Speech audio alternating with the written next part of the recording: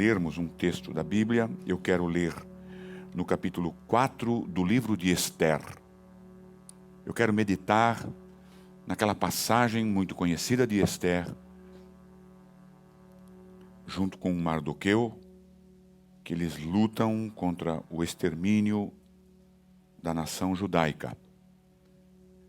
Para nós embasar pela palavra de Deus, eu quero ler 3 versículos no capítulo 4 de Esther, mas eu quero meditar no capítulo 3 e no capítulo 4. Vamos ler o versículo 15 do capítulo 4 e o 16 e o 17. É o finalzinho já da nossa meditação. Então disse Esther que respondessem a Mordecai: vai, ajunta a todos os judeus que se acharem em Susã, e jejuai por mim, e não comais nem bebais por 3 dias, nem de noite e nem de dia. Eu e as minhas servas também jejuaremos. Depois irei ter com o rei, ainda que é contra a lei. Se perecer, pereci. Então, se foi Mordecai e fez tudo segundo Esther lhe havia ordenado. Amém. Só para nos embasar. Você conhece essa história? E um professor meu, já de longa data atrás, ele disse que antes de nós extrairmos pensamentos, lições, aprendizados de um trecho da Bíblia, de um determinado livro, é muito importante que você tenha uma visão panorâmica do livro. Você saiba a situação, o porquê que o livro foi escrito, uma série de questões. Você consiga ter uma visão de longe do livro, para ver o livro em todo o seu contexto. E fazendo isso, que aí você vai ter uma visão e você vai ter uma ideia do livro, uma noção do livro. Eu tenho para mim que se nós fizermos isso com o livro de Esther, nós vamos aprender, nós vamos descobrir de que a primeira questão que Deus, que o Espírito Santo de Deus queria mostrar no livro de Esther, é de que Ele sempre, Deus, sempre vai estar no controle de tudo. De tudo. Não tem situação, não tem dificuldade, não tem situação, não tem doença, não tem estado, não tem problema, não tem nada. Não tem nada, não existe nada de que Deus não esteja infinitamente superior a esta situação. Mesmo quando nós não vemos, como acontece no livro de Esther. O livro de Esther tem uma peculiaridade que o nome de Deus não é mencionado. Parecem que é mesmo uma batalha de homens, uma batalha de seres humanos. Parece que não existe o lado espiritual, mas é claro que existe. E eu penso que uma das visões, quando nós nos afastamos e nós olhamos para o livro de Esther, uma das primeiras lições que nós podemos aprender é exatamente essa. Mesmo nas sombras, mesmo na escuridão, mesmo com a nossa... Que às vezes a situação vem que nos engolfa, não é mesmo? Nos domina, nos subjuga, e nós não vemos Deus. Nós não conseguimos enxergar Deus. Nós não conseguimos ouvir Deus. Nós não conseguimos, quiçá, sentir Deus. Mas Deus está ali. Deus está dominando, Deus está dirigindo, Deus está guiando, sabe? Deus está no controle e de uma forma infinita. E isso, irmãos, e isso é bom que isso esteja, e eu penso que essa é uma das razões pelas quais esse livro entrou no canon, não é mesmo? É para mostrar que nós mesmo, às vezes, somos guiados, às vezes por Deus, e às vezes com as nossas próprias pernas, às vezes pela situação. Nós somos guiados, nós nos achamos no meio disso. E nesse processo, irmãos, da nossa santificação, que é o nosso dia a dia, não é? Do nosso levantar até o nosso deitar novamente, nesse processo de santificação, essas situações fazem parte da nossa vida. Fazem parte da nossa vida. E isso tudo nos aproxima de Deus, e isso faz com que nós nos juntamos mais a Deus. E é assim que esse processo de santificação na nossa vida vai tomando robustez, vai se tornando forte, não é? E o nome dele é glorificado. Então, não existe situação, não existe momento, não existe dificuldade de que Deus não possa, mesmo sem aparecer, intervir para a sua glória. Para a sua glória. É por isso que a Bíblia diz que ele é o alfa e o ômega. Não é simplesmente o primeiro e o último. É que tudo o que está entre o alfa e o ômega está no domínio dele. Está sob o controle dele. Não é mesmo? Assim como ele curou uma simples febre de uma pessoa, ele também ressuscitou outra pessoa 4 dias morto. Então, não é mesmo? Nessas situações, desde o pequenininho, desde aquilo que é pequeno no nosso linguajar, até aquilo que é extremamente impossível, Deus consegue administrar. Também nós podemos entender, não é mesmo? Nessas lições, é só a guisa de introdução ainda, de que nós podemos aprender de que Deus nunca vai nos dar um teste. Porque se você olhar o texto com bastante atenção, você vai ver que eles dizem assim, pois eu quero ver, lá quando Mordecai diz assim que eu não vou me dobrar porque eu sou judeu. Aí então os rapazes lá, os próprios colegas de Mordecai foram dizer para Amã, olha, ele é judeu. E o texto diz, para ver se as suas palavras se sustentariam. Então, é um teste de Deus. Mordecai passa por um teste, tanto Mordecai quanto Esther. Mas principalmente Mordecai. Mordecai passa por um teste.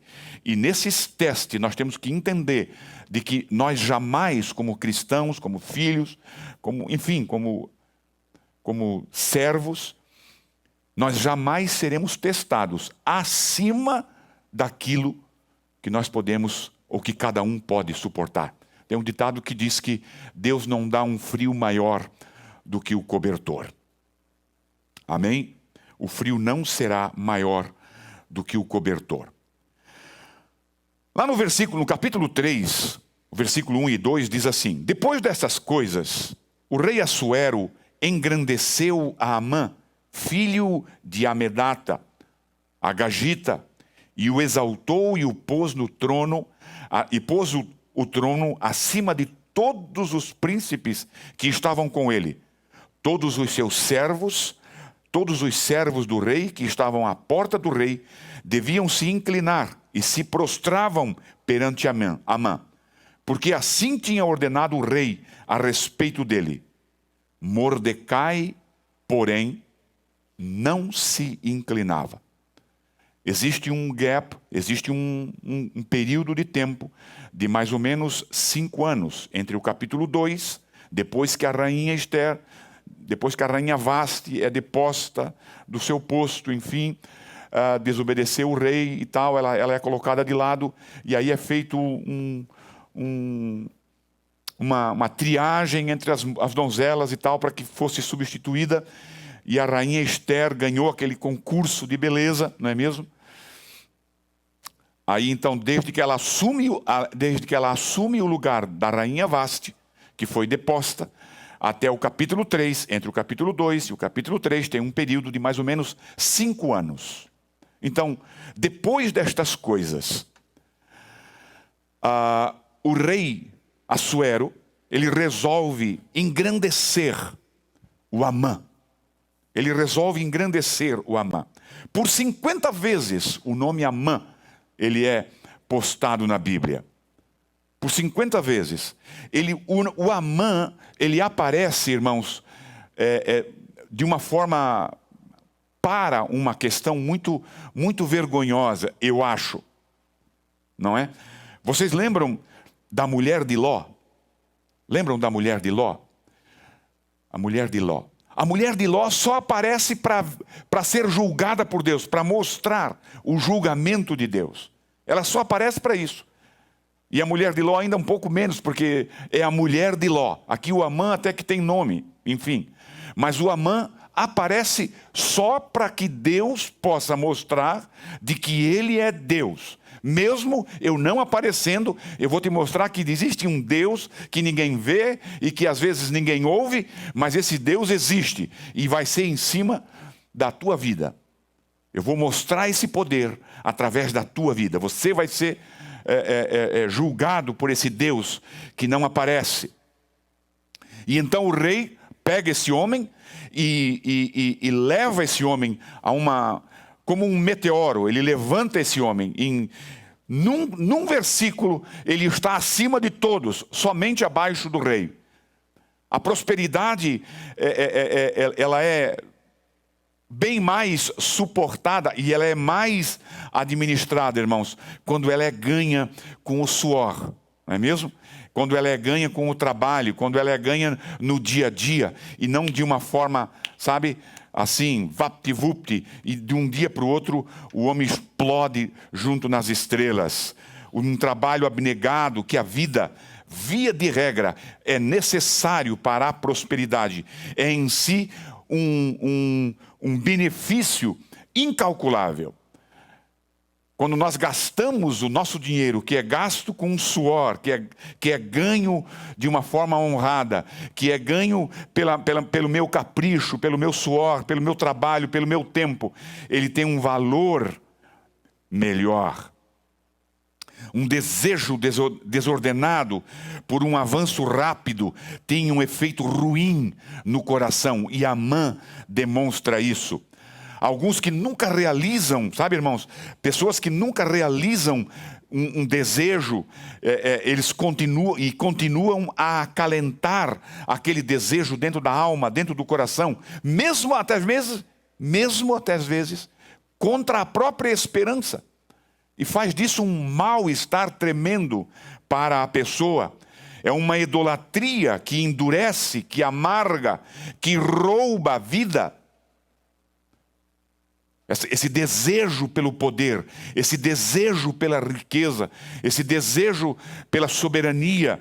Vocês lembram de Acabe, lá no versículo, no capítulo 21 de primeiro livro dos reis, quando Acabe vai e pensa que pode tudo, e pensa que tem direito a tudo, e ele vai a um homem chamado Nabote e quer comprar a vinha. Por causa de uma vinha, o Nabote adoeceu. Sabe, são pessoas que querem porque querem galgar, pessoas que querem porque querem um posto, querem tornar-se ricos, querem tornar-se superiores.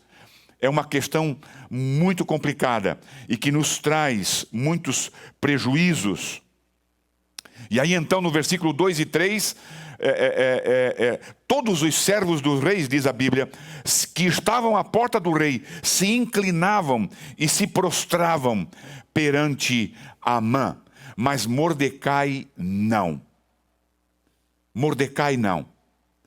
Existe uma outra visão panorâmica, irmãos, por trás dessa situação aqui.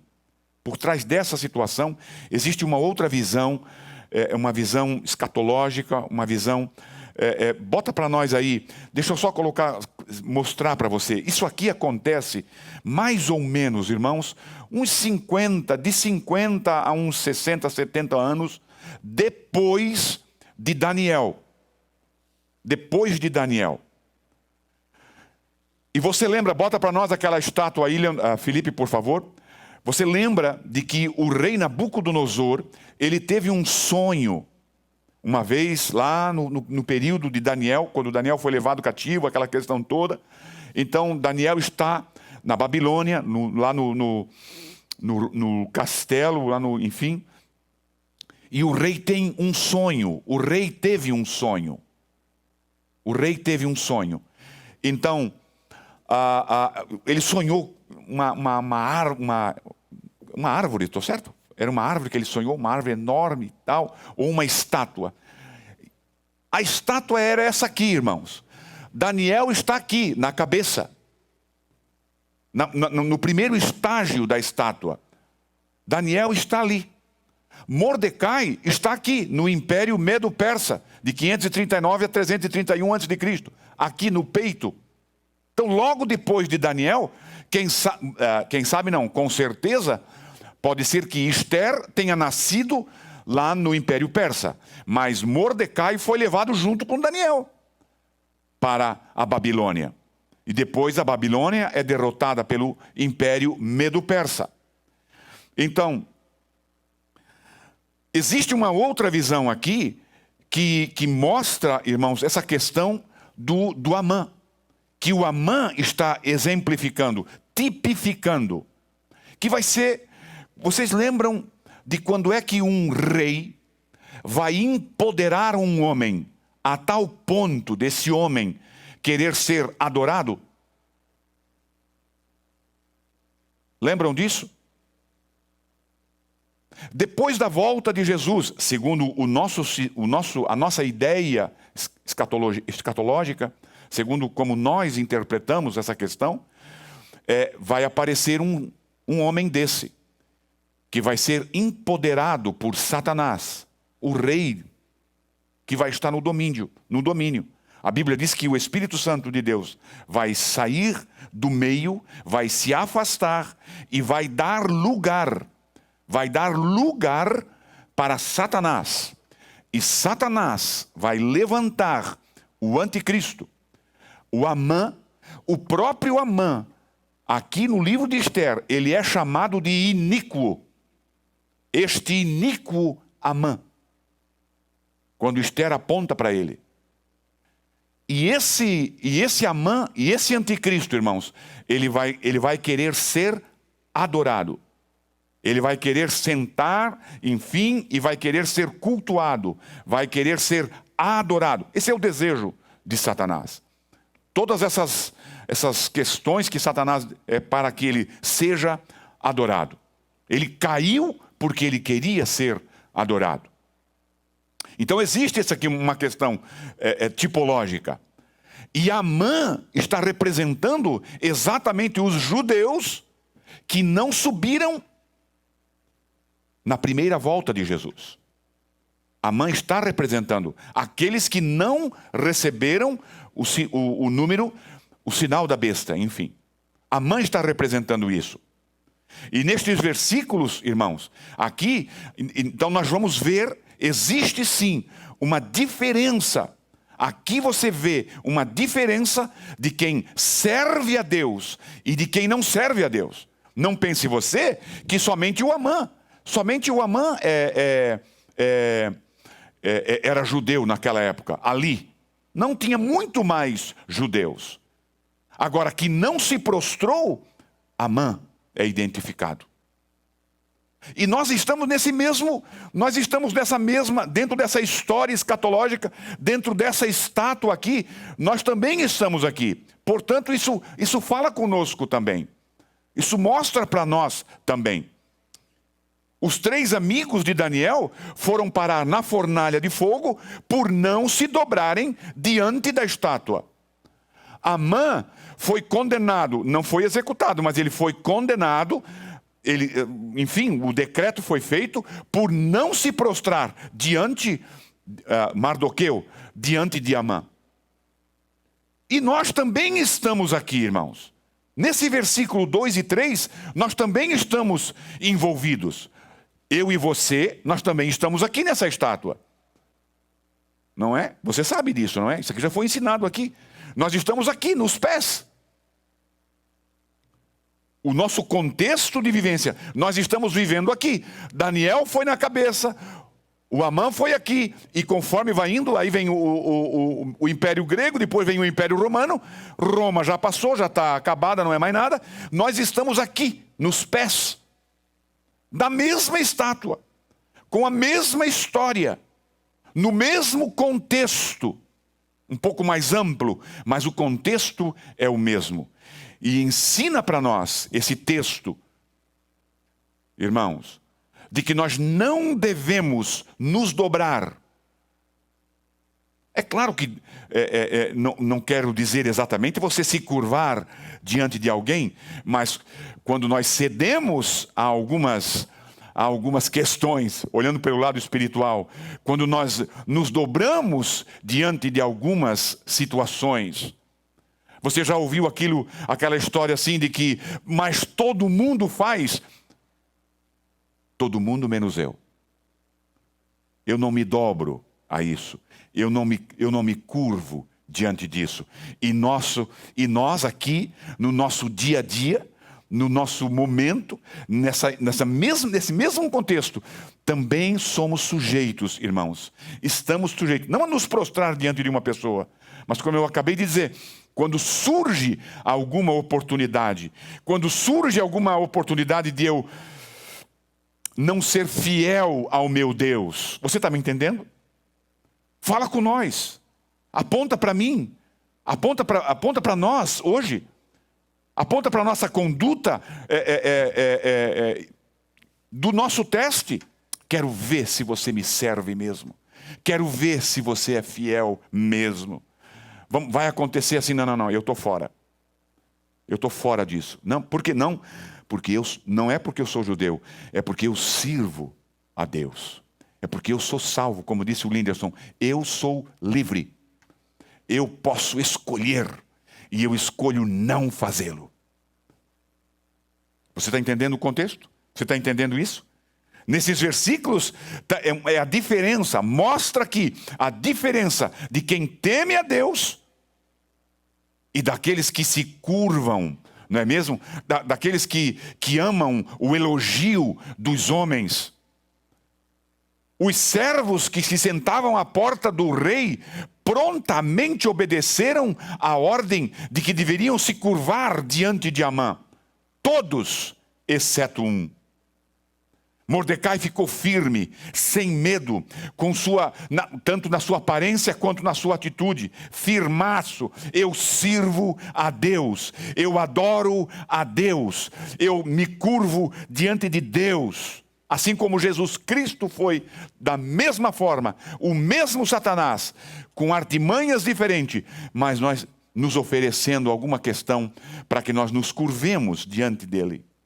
Para que nós o adoremos, para que nós demos louvor a ele.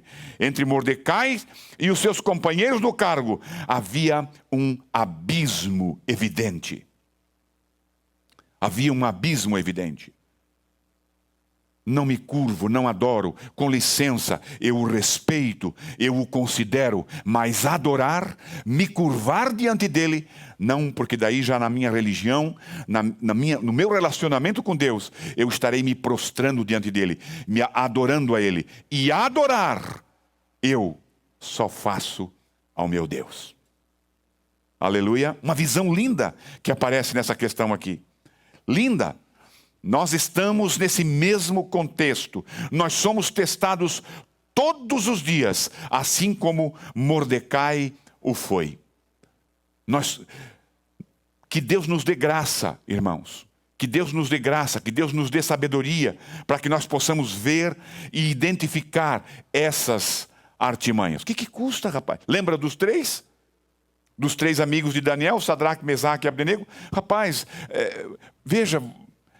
Quantas das vezes que aparece isso, sabe? E isso aqui, irmãos, naquele contexto é uma questão de vida ou morte. Se eu não fizer, eu vou morrer. Eu vou para a fornalha. Se eu não fizer, eu vou para a fornalha. Então, eu acho que o meu Senhor ganha mais se eu fizer. Porque daí eu fico aqui evangelizando, pregando, quem sabe eu consigo ganhar mais gente. Não é? Quando se trata, irmãos, de uma questão assim de nós decidir pelo Senhor, ou decidir contra o Senhor, nós não devemos pensar. Eu não sei quem é que comentou isso, mas eu acho que foi esqueci o nome dele agora. Se você pensar, você tem uma grande chance de errar. Não pense. Simplesmente faça como Sadraque, Mesaque e Abdenego. Não e pronto. Está definido. Porque se você começar a mão, mas se nós não fizer, nós vamos morrer. Qual é o lucro que tem em morrer? Nós estamos numa guerra, nós somos escravos e tal. Então vamos obedecer e é uma dobradinha só e acabou-se e nós vamos embora e pronto. Todo mundo ganha. Se você começar a pensar... Não tem aquele versículo de Paulo, que Paulo escreve, fugir das paixões? Tem momento que é para nós confrontar. Tem momento que é para você ir com o peito aberto e vai para cima e resiste porque ele tem que fugir. Mas tem coisas que nós temos que fugir sim. Foge daí, sai daí. E para essas coisas que tem que fugir, o primeiro exit é a saída. O segundo pode ser muito tarde. Se começar a pensar, não, porque não tem nada, mas não é bem assim. Ali mesmo, tem um ditado que diz que o diabo mora nos detalhes. O diabo mora nos detalhes. Nós somos testados todos os dias, assim como Mordecai foi. Versículo 5. Sucedeu, pois, que dizendo-lhe isto, dia após dia, e não lhe tendo dado eles ouvidos, fizeram saber a Amã, para ver, olha que teste, para ver se as palavras de Mordecai mantinham-se de pé, para testá-lo. Quero ver se esse camarada é mesmo o que diz. Eu quero ver mesmo se ele vai se manter aí diante de uma forca, diante de uma espada. Eu quero ver se ele vai manter. É aí que Deus é glorificado, irmãos. É nesses momentos que Deus é glorificado na vida, na nossa vida. O versículo 9 diz assim: porém julgou Amã que era pouco nos seus propósitos atentar apenas contra Mordecai, porque lhe haviam declarado que ele era do povo judeu. Por isso Amã procurou destruir a todos os judeus. E aí então, diz a Bíblia, de que eles bolaram o plano, discutiram, como é que nós vamos fazer para matar tudo. Aqui existe uma outra questão aqui, que eu não quero entrar muito, porque você já deve saber. Esse Amã, ele era descendente de Amalequita. Ele era descendente de Amalequita, que é descendente da linhagem de Esaú. Amalequita, inimigos de Deus. E ainda tem mais uma questão. Ele ainda era descendente do pai daquele rei Agag. Ele era descendente de Amalequita e descendente de Agag. Ele era, não sei o que, dentro da linha ali, ele era descendente de Agag. Sabe quem é esse rei Agag? Esse rei Agag era aquele rei que Deus disse assim para Saul, através de Samuel: você vai lá e você mata todos eles. Todos. Tudo deve morrer por ordem de Deus. Por quê? Porque quando o povo de Israel saiu lá do Egito, da escravidão, os amalequitas se levantaram contra o povo israelita e tornaram-se inimigos. E lá com o rei Saul, foi uma ordem direta de Deus dada por Samuel: vai e mata tudo. Saul não cumpriu a palavra. Saul não cumpriu a palavra. Isso nos mostra uma outra questão. De que uma situação mal resolvida, irmãos, ela vai aonde você está. Uma situação, sabe? Tem gente que pensa, irmãos, e eu já trabalhei com isso, já lidei com isso, que pecou no Brasil e veio para cá, ou peca aqui e vai para uma outra igreja, e vai pulando, sabe, de galho em galho, e vai deixando atrás um rastro que só a graça de Deus. Para onde você for, o teu problema vai te alcançar. Uma situação mal resolvida lá atrás. Olha, irmãos, isso aqui tem como que uns 600 anos depois. Levanta-se alguém e promete, e faz uma promessa, e faz uma tramóia, e faz um plano para matar toda a nação. Toda a nação judaica. Eu vou matar todos. Eu vou matar todos. Amã foi tão astuto, irmãos, é uma questão mesmo diabólica. O rei, nós vamos matar todos eles. E olha que coisa interessante quando você vai ligando, quando você mergulha com o tempo, e você vai mostrando, e você vai vendo, O Amã chegou para o rei e diz assim, o rei, se nós matarmos todos os judeus, sabe quanto que eu vou fazer entrar nos cofres do governo? Irmãos, eu fiz a conta, eu não sei que dia que era, mas foi mais ou menos uma semana atrás. Não, uma semana não, eu acho que foi na quarta-feira da semana passada, eu fiz as contas. O rei Assuero, se você assinar esse decreto, eu vou colocar nas contas do governo, na conta bancária do governo, 340 toneladas de prata. 340 toneladas de prata eu vou colocar na tua conta, rei. Eu me lembro que antigamente parecia aqueles desenhos animados do tio Patinhas. Lembra do tio Patinhas, aquele pato milionário? Que quando falava em dinheiro, a pupila dele parecia o cifrão correndo, que nem aquelas caixas registradoras. Eu me lembrei aqui do Amã. O Amã, eu acho que deu aquela girada. Prim, prim, prim, prim, prim. Dinheiro, dinheiro, dinheiro. Prata, prata, prata, prata, prata. E eu fiz a questão de entrar lá no Google o peso da grama da prata. O preço da grama da prata é R$ 4,95 o grama.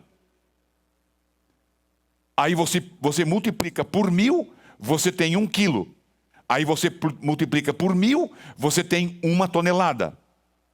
1 tonelada, 1.000 quilos. Aí você multiplica por 340, você chega exatamente no preço da prata dos dias de hoje, que Amã prometeu a Assuero, o rei, colocar na conta. Que homem diabólico. É mesmo um tipo do anticristo. Irmãos, olha aqui. 1.681.762.400 reais. Rei, se tu colocar o teu sinete aqui, entra esse dinheiro na tua conta. Está aqui o sinete. Colocou o sinete e ficou atestado. Vamos eliminar. O rei estava fazendo algo que nem eu acho, nem sabia do que se tratava, mas vamos fazer. Pois bem, irmãos, com o ok do rei, Amã procura lá os seus, e agora nós vamos decretar o dia. Vamos achar o dia. Aqui nós já começamos, aqui eu também vejo a mão de Deus.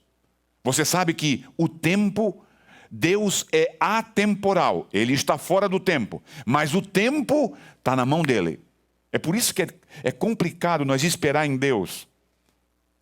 É complicado, porque na nossa mente, no nosso cérebro, tem um relógio que marca os segundos. E Deus não tem isso. Deus não tem relógio. Bem que Ele podia ter, né, um ômega, sei lá, um relógio bonitão, mas Ele não tem relógio, Washington. Pois bem, Amã pega lá os amigos dele e vão jogar a sorte. Dados. Você conhece dados, não conhece, Uzias? Jogar dado? Washington. O que aconteceu? A Bíblia diz, é bem claro isso. No primeiro mês, eles jogaram para descobrir o dia e o mês. Que dia e que mês nós vamos executar os judeus? Pois bem, a sorte caiu para quando? Para o 13º dia do mês 12º, dezembro. Então eles estavam no primeiro mês. Para o 12º mês, eles ganharam um tempo de quanto? 1 ano. A mão de Deus. A graça de Deus. A misericórdia de Deus. Sabe? Quando Deus abre uma janela, quando Deus abre um espaço, irmãos, quando Deus fala conosco, como nos falou hoje pela manhã forte, não é mesmo que Deus tomou aqui e tal, e disse, você está procurando em lugares errados, aquela questão toda, quem está com o ouvido afinado consegue entender isso. Quando Deus fala conosco através de uma mensagem, Deus não está simplesmente te informando, Deus não está simplesmente dizendo que Ele está vendo, não, Deus está dando tempo. Deus está abrindo uma janela que nós podemos chamar a janela da graça, a janela da misericórdia. E Deus alongou esse tempo ao máximo que poderia ser 1 ano. Não, vamos botar 1 ano, bota no máximo, bota para frente. Para quê? Para que eles pudessem procurar uma saída, para que eles tivessem tempo de se prepararem, aquela questão toda, enfim. Quando Deus abre uma janela, irmãos, é que Deus quer dar o livramento. Mas nós precisamos fazer a nossa parte. Nós precisamos fazer a nossa parte.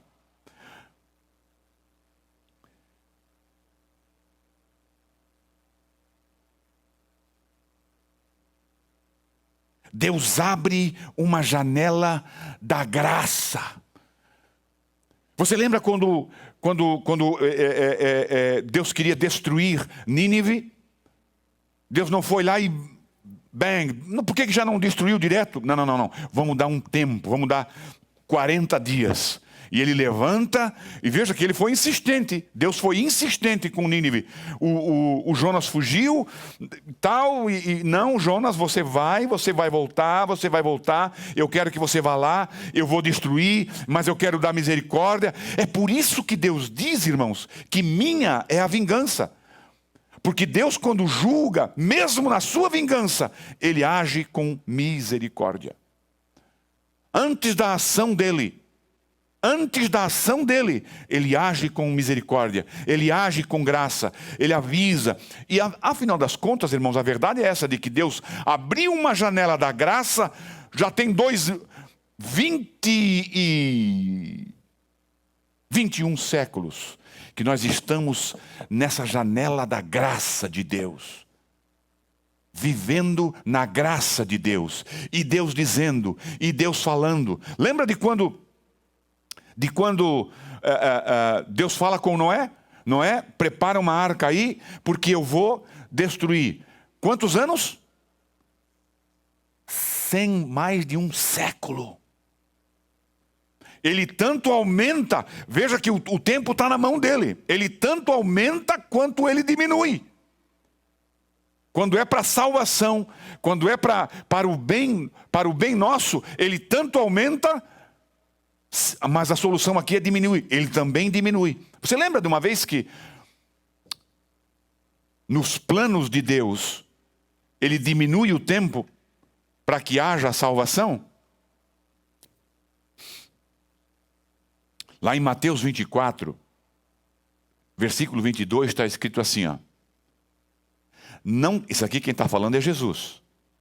Não tivesse aqueles dias sido abreviados. Está aí? Pode tirar.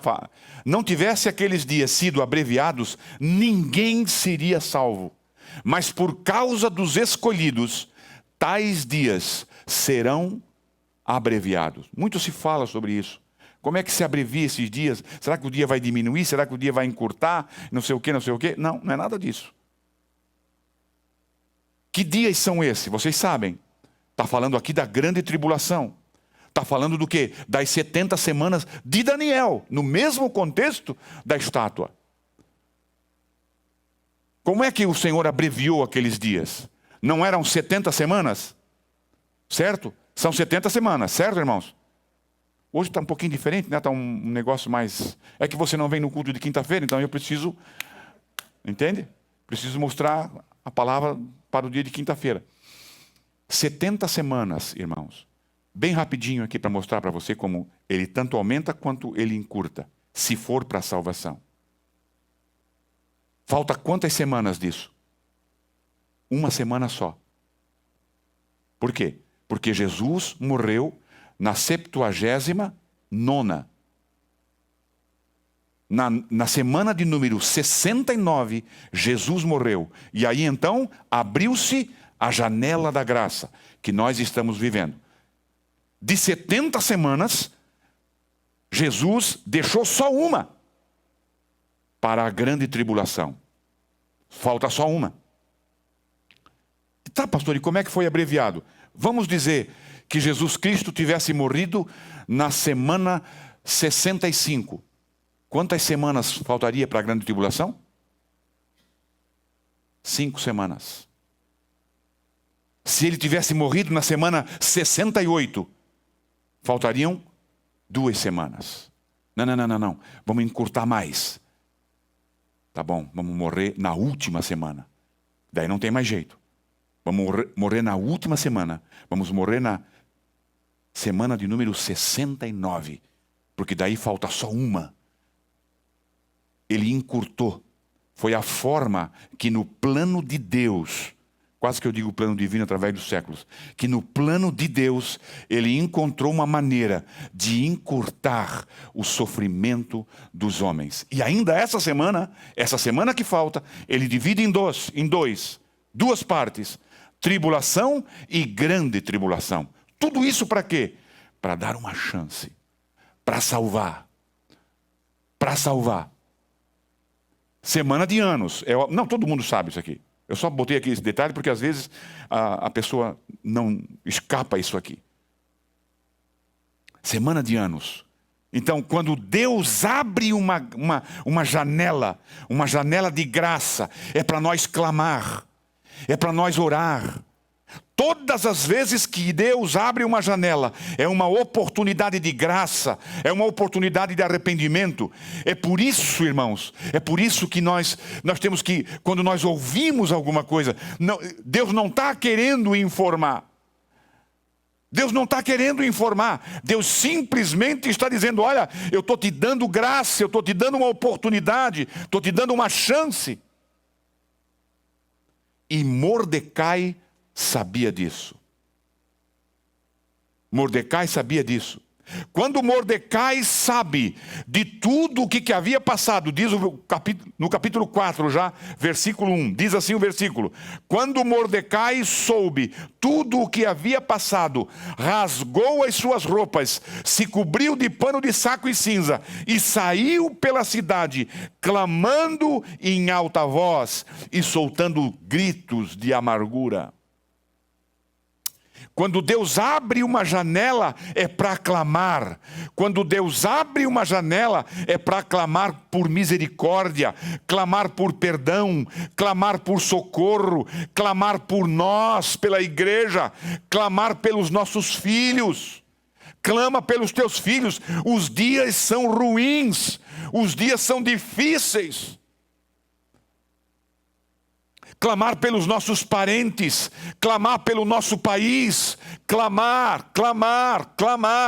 Nós estamos vivendo em uma janela de graça e misericórdia. Não pare de clamar. Não é simplesmente que Deus está dando mais um dia. Você não levanta da cama simplesmente, não, eu vou dar mais um dia para Ele, não.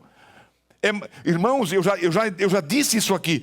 Quando Deus permite que você levante da cama, é porque Deus tem um plano e foi confirmado hoje de manhã pela tua vida. E sabe qual é o plano que você tem, que Deus tem para ti, irmãos? Não é nada outro a não ser engrandecer o seu reino, fazer alguma coisa pelo reino.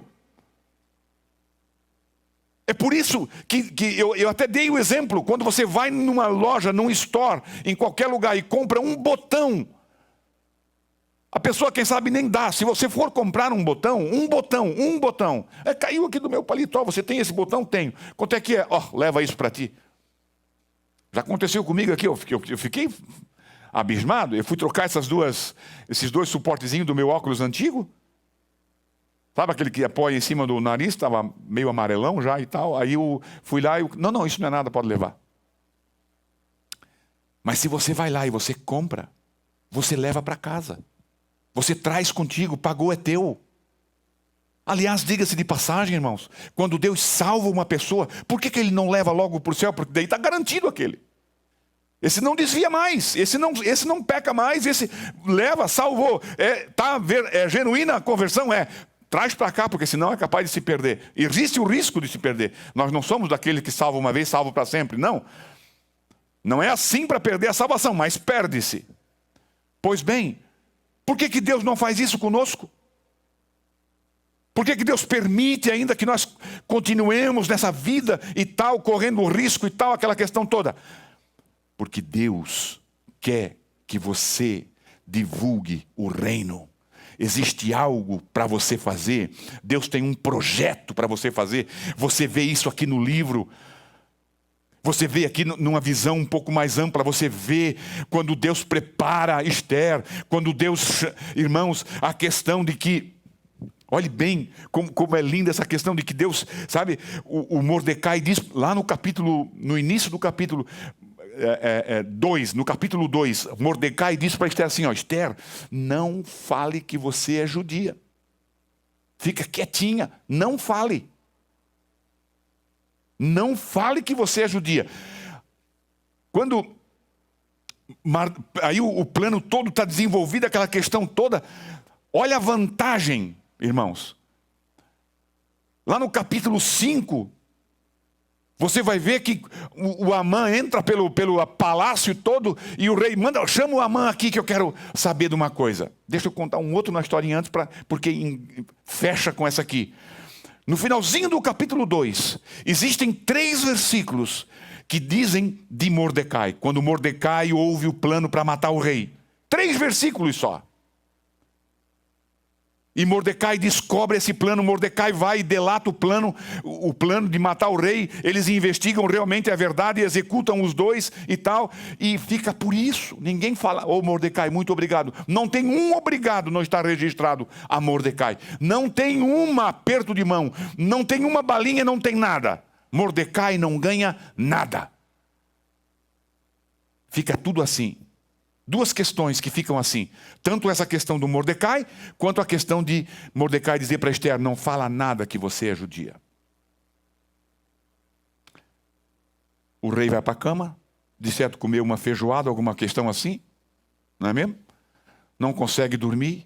Vai lá e busca o livro lá dos reis e tal, das crônicas, e leram lá, e aí eles leram exato, irmãos, como Deus está no controle, como a mão de Deus domina, como a mão de Deus dirige, como a mão volta, vai para frente, levanta, vai para trás, volta. Não, leram exatamente ali. Rei, aqui foi feito negócio. Escuta, o que foi feito com esse camarada que descobriu? Não foi feito nada. Escuta, quem é que está sentado lá? É o Mordecai. Escuta, olha como as coisas aí desenvolvem rapidinho. Olha como as coisas desenvolvem rapidinho. Às vezes nós fizemos alguma coisa, vamos tirar proveito disso, e nós queremos ser reconhecidos. Não é mesmo? Você conhece alguém assim? Que se não tiver ali, meu amigo, rapaz, você toca bem, rapaz, você isso, tem que estar batendo nas costas, sabe? E tal, e tal, e tal. Se não te reconhecem, meu irmão, tudo bem. Não é aqui que você vai ser galardoado. Você vai ser galardoado lá no céu. Passaram-se 5 anos.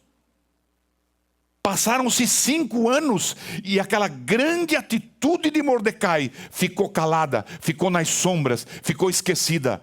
Mas um dia, no tempo de Deus, ela floresce e ela floresce de uma forma grandiosa. Quem é que está aí? Quem é que chegou aí? Foi um Mordecai. Chama o Mordecai aqui. O rei diz... O Mordecai, olha, se Mordecai tivesse dito que ele era judeu lá no capítulo 2, aqui o rei não ia fazer isso. Não é à toa que está escrito, existe o tempo para falar e o tempo para calar. Não fala fora do tempo.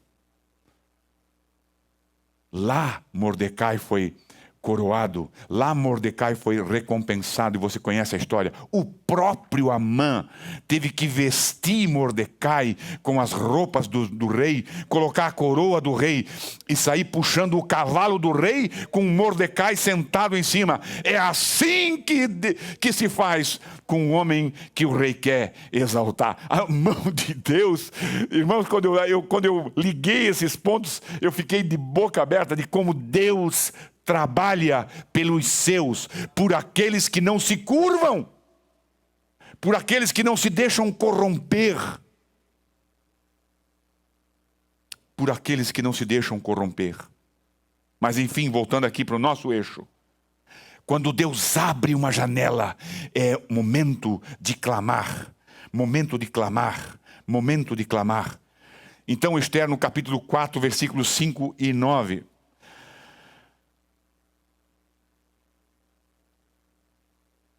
chamou a ataque um dos seus eunucos que este tinha escolhido para lhe servir, e ordenou que fosse a Mordecai para saber o que estava acontecendo. Mordecai, que gritaria é essa, Mordecai?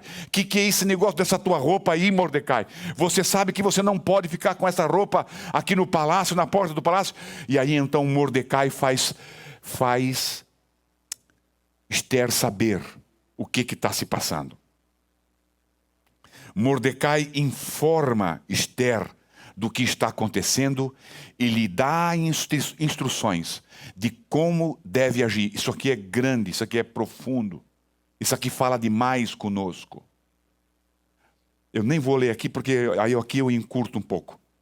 Esther, escuta, você fala para Esther o seguinte: o Amã planejou, fez um plano diabólico e planejou matar todos os judeus. E vai ser no dia tal do mês tal. E eu estou clamando aqui, eu estou isso, eu estou aquilo, mas não tem jeito. Mordecai manda dizer para Esther assim: Esther, você se prepare, porque você vai lá e vai falar com o rei Assuero, e você vai dizer quem você é. Vai lá, marca com o rei Assuero, você vai lá falar com o rei Assuero e intercede pelo povo judeu, pelo teu povo. Quando Esther recebe essa notícia, Esther diz assim: não, o Mardoqueu está doido. E Esther manda responder para Mardoqueu pela mesma pessoa: escuta, você sabe que o rei, para chegar na presença do rei, sem ser chamado, sem agenda, se o rei não levantar o cetro de ouro em consideração, it's over. É morte. Então, Mordecai, o que você está me pedindo? Mordecai, você tem ideia do que é que você está me pedindo? Deixa eu aumentar um pouquinho, para que você consiga pegar a ideia aqui. Mordecai, você olha para mim, Mordecai. Eu sou uma rainha. Eu sou rainha. Eu vivo no palácio. Eu tenho um futuro. Se eu não pisar na bola como a Vasti fez, os meus dias serão aqui no palácio. Eu tenho tantas pessoas ao meu serviço. Eu como do bem e do melhor. Eu visto as melhores roupas. Eu tomo banho em perfumes. Falar isso para uma mulher. E você quer que eu me arrisque, que eu bote tudo isso a perder, Mordecai? Hein? Você quer que eu coloque tudo isso a perder? Você quer que eu arrisque a minha própria vida, Mordecai? A minha estabilidade financeira? A minha aposentadoria? O meu alimento, a minha roupa? Não é fácil, Mordecai. Eu sou bonita e não é fácil. Sou cara, Mordecai.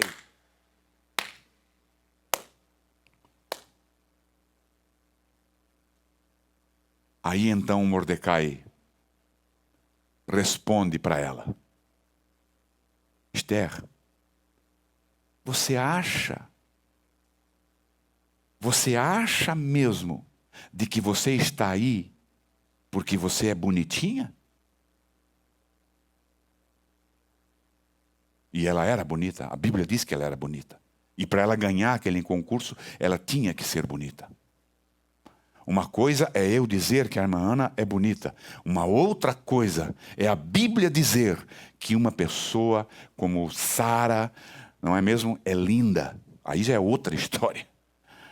E eu acho que Esther era muito linda.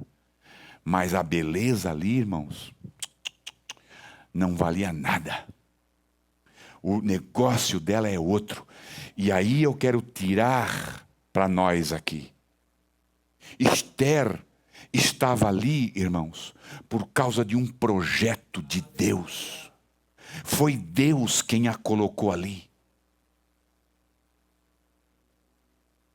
Foi Deus quem planejou aquilo. O plano ele é tão perfeito, o plano é tão profundo, o plano é tão doido, que só pode ter vindo de uma mente fora da casinha de um cérebro, ou seja, da mente de um Deus que é infinitamente maior do que nós imaginamos. Você acha, Esther? Você acha que você está aí porque você é bonitinha? Irmãos, olhem aqui para mim. Você acha que você está aqui? Ele diz assim para Esther: Esther, se não fosse por Deus, o que Mardoqueu quer dizer, se não fosse por uma ação de Deus, se não fosse por um projeto de Deus, você jamais estaria aí, Esther. Se não fosse pela vontade, pelo plano, pelo desenvolvimento de Deus, você jamais estaria aí. Vamos trazer isso para nós. Vamos trazer isso para nós. Por que é que você acha que você está aqui?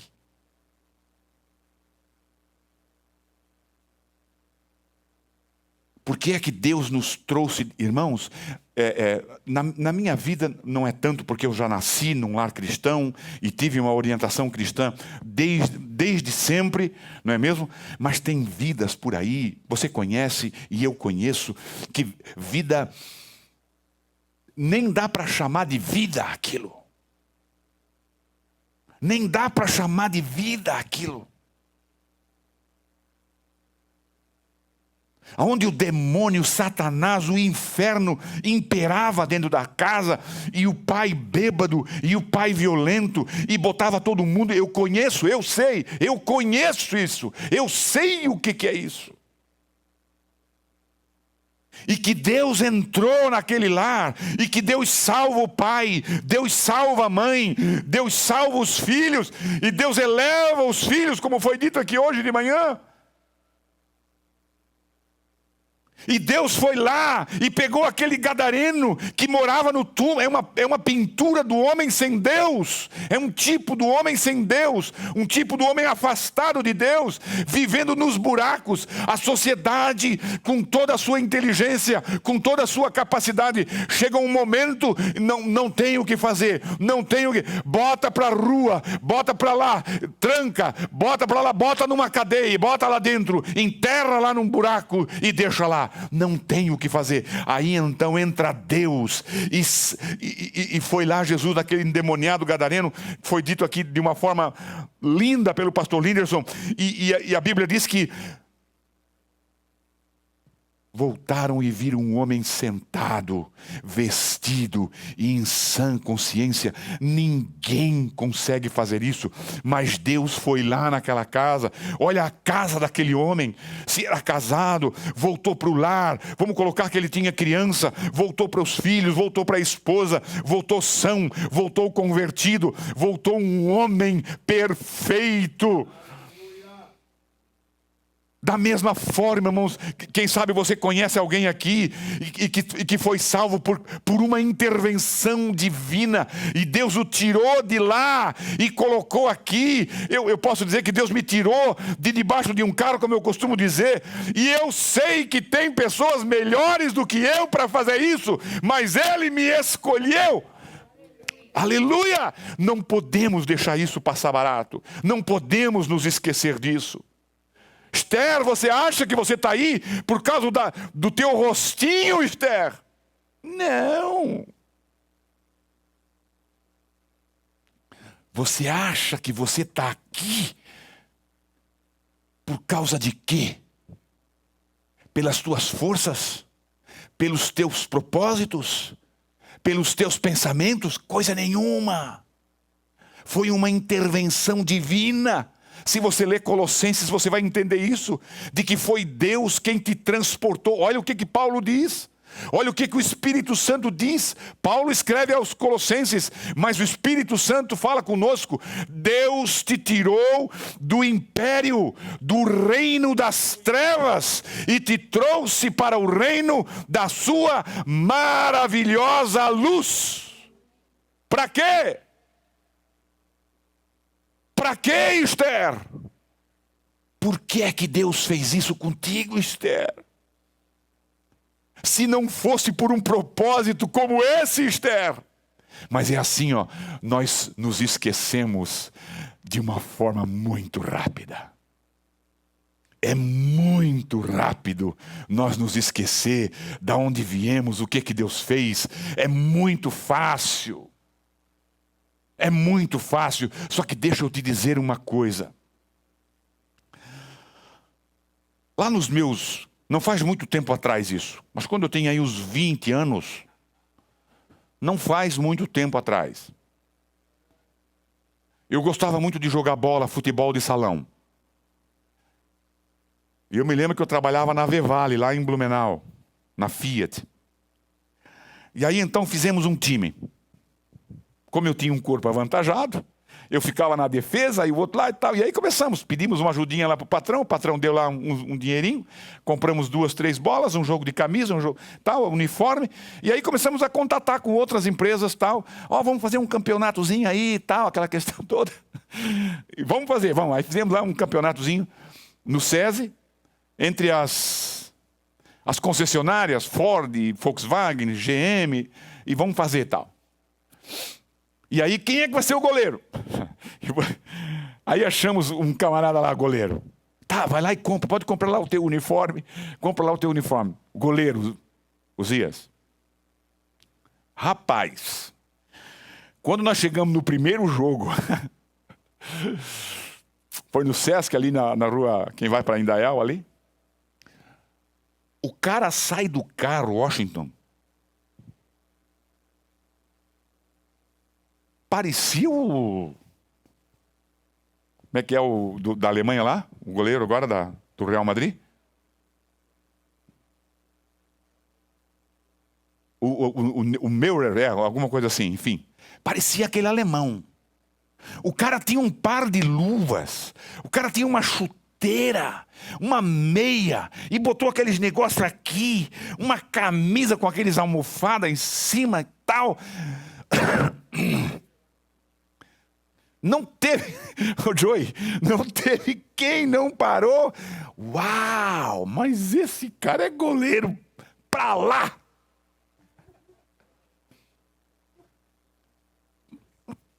Ganhamos o jogo, fechou o gol.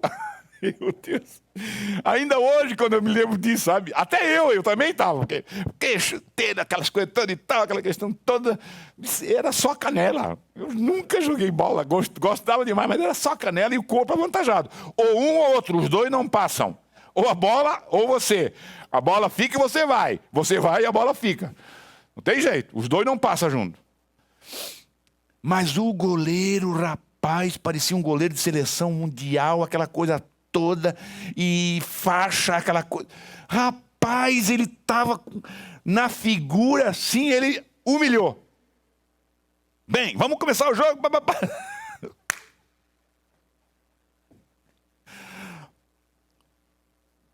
Se chutasse no gol, era gol. Não tinha. Porque ele dava aquela bola, dava um estouro, era dentro de um lugar fechado, como esse aqui. Bum, quando batia na bola, batia na parede, dava um estouro que parecia um tiro. Bum. Aquilo mexeu com ele, ficou com medo. Quando o camarada só fazia assim, ele já desse jeito. Perdemos feio, rapaz. Chegou quase que nos 3 dígitos a conta dos gols. O que isso tem a ver com isso aqui, irmãos? Tem muito a ver. Não importa o quão bonitinho você vem.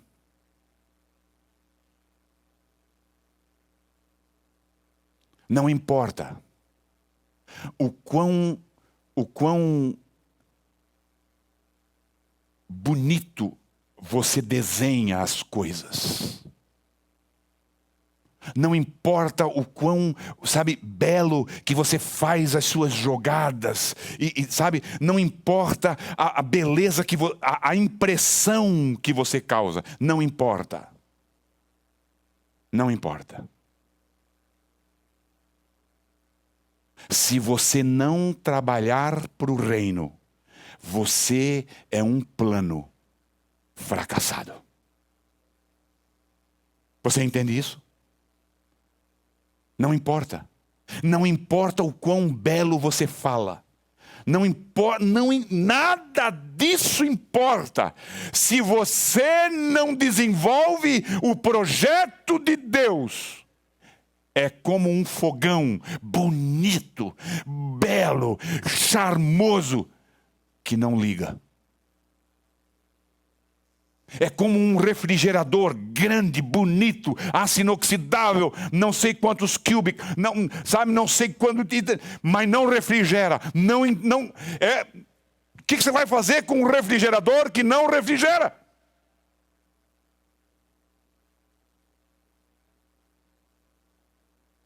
E Deus te salvou. E Deus te lavou. E Deus te perdoou. E Deus te selou. E Deus te empoderou. Deus te empoderou. Ele te deu um dom. Tem algo que você faz melhor do que todos. E no entanto, eu vou arriscar? Eu vou botar em jogo? Que isso, cara? Mordecai, o que é isso, Mordecai? Não, sabe o que eu vou fazer, Mordecai? Vamos orar. Vamos orar, Mordecai. Eu vou orar por vocês, Mordecai.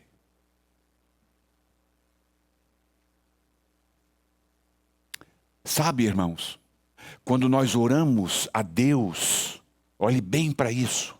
Senhor, a minha bênção. Senhor, eu quero a minha bênção.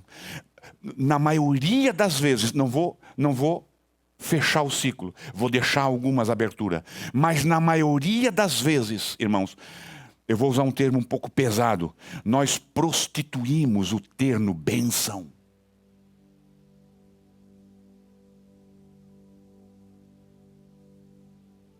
Senhor, me abençoa. For what? Bênção, irmãos, bíblica. Se você for procurar a palavra bênção na Bíblia, a primeira vez que a palavra bênção aparece na Bíblia é em Gênesis 12, versículo 1 a 3. 3 palavras, a bênção e 2 flexões de bênção. Bênção, 57 vezes na Bíblia. Abençoarei, 10 vezes na Bíblia. Benditas, 4 vezes na Bíblia. Olhe bem. Quando Deus fala com Abraão, a primeira vez que a Bíblia fala de bênção, então aí nós entendemos que as demais bênçãos estão baseadas no que Deus disse aqui. Bênção, biblicamente, só é bênção quando ela vem através de ti e não para ti. Deus te abençoa, mas não como o final da bênção. Ele te abençoa para que você seja uma bênção. Deus colocou, vamos trazer para o nosso eixo. Deus colocou Esther lá Deus tirou Esther do anonimato. Deus tirou a Esther, quem sabe, de um casebre. Deus tirou a Esther do status de escravo, porque ele era escravo. Era escrava. Ela era escrava. Mardoqueu era escravo. Deus tirou. Olha como isso aponta para nós, irmãos. Escravo. Você e eu éramos escravos. Escravos. Deus vai lá e compra. Deus vai lá e lava. Deus vai lá e veste. Deus vai lá e calça. Deus vai lá e arranca daquele prostíbulo, daquele charco, como diz o salmista. Deus me tirou de um charco de lamaçal e firmou os meus pés num rochedo. Para quê? Só para te dar status? Não. Para que você seja uma bênção. Para que nós façamos o nome dele grande. Você está aqui por uma razão. Aleluia. Vou parar aqui. Você está aqui por uma razão. Deus, eu já disse isso aqui, diante desses bilhões, quase 8 bilhões, Deus te extraiu de lá, Deus te arrancou de lá, Deus te separou de lá, Deus te tirou de lá e te colocou aqui para quê? Ser tu uma bênção, e através de ti, Abraão ainda, eu abençoarei todas as famílias. Que coisa linda! Ser tu uma bênção, fala para os outros, comunica com os outros, distribui o que você ganhou, reparte o que você ganhou, conta o que Deus fez em ti e por ti e através de ti, para que o reino dele seja exaltado. Na verdade, irmãos, quando Deus te abençoa, é porque sabe o que é? Ele quer ganhar a glória. Ele busca a glória. Mas e como é isso? Está vendo aí, ó? Olha aí, ó. Está vendo? Era um bêbado. Está vendo aí, ó? Era um drogado. Está vendo, ó? Salvei lá no buraco de uma penitenciária. De lá do buraco da penitenciária, eu o tirei. E agora, olha aí. Olha para baixo, lá ele estava. Olha para cima, aonde ele está.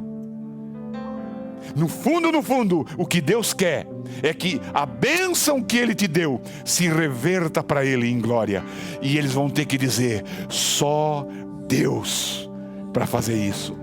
Aleluia. E aí o versículo, irmãos, de Esther, sabe, o Espírito Santo falou no coração de Esther, eu não tenho dúvidas com relação a isso, porque Mordecai disse, Esther, querida, hello, deixa eu clarear aqui a tua mente um pouquinho. Se você não se mexer, você pensa que você é a cereja do bolo? Deus não se limita a você. De algum outro lugar, Esther, Deus vai fazer vir a vida, eu gosto da expressão espanhola, a vida e o alento. Deus vai trazer vida e alento de um outro lugar. Mas fica sabendo, Esther, de que foi para isso que Deus te colocou aí. Deus não se limita a um. Às vezes ele encasqueta com um e tem que ser aquele mesmo. Mas o quê? Não. Deus não. Deus é Deus. Ele não se limita a um. Ele sempre tem alguém escondidinho na manga. Ele sempre tem uma empregada. Ele sempre tem alguém para fazer. Mas que bom que você sabe que foi para isso que Deus me trouxe. E eu não vou frustrar. Não sei nem se eu posso dizer isso, frustrar os planos de Deus. Mas os sonhos, os projetos de Deus. Não vou fazer isso. Não por ele, por mim mesmo. Diz para o Mordecai que eu vou. E olha que palavra. se eu morrer, eu morro. Fica de pé comigo, em nome de Jesus. Entenda isso, meu irmão. Entenda isso. A Bíblia, eu preguei esses dias atrás: quem quiser salvar a sua vida, perdê-la-á. Esther entendeu. Pois bem, se Deus me colocou aqui para esse projeto, se eu morrer, se eu perecer, eu pereço. Eu me identifico com o povo. Eu vou me largar pelo povo. Eu vou correr o risco. Sabe o que é fé? Fé é correr o risco da fé. Fé é: eu sei que Deus pode fazer, mas eu não sei se Ele vai fazer. Mas aí o problema é com Ele. Eu tenho fé. Fé é quando você tira o pé do teu... Sabe aquele filme do Ford, do Harrison, aquele das minas do rei Salomão lá? Como é que é? Indiana Jones. Quando ele está naquele penharesco, lá no penhasco tal, e ele vai atrás daquele castiçal. Lembra? Ele tem que atravessar. E entre uma montanha e a outra montanha tem um vale enorme, um abismo. E ele bota o pé. Lembra daquele filme? Ele bota o pé. E aí então a televisão consegue mostrar a ponte de cristal. A ponte era transparente.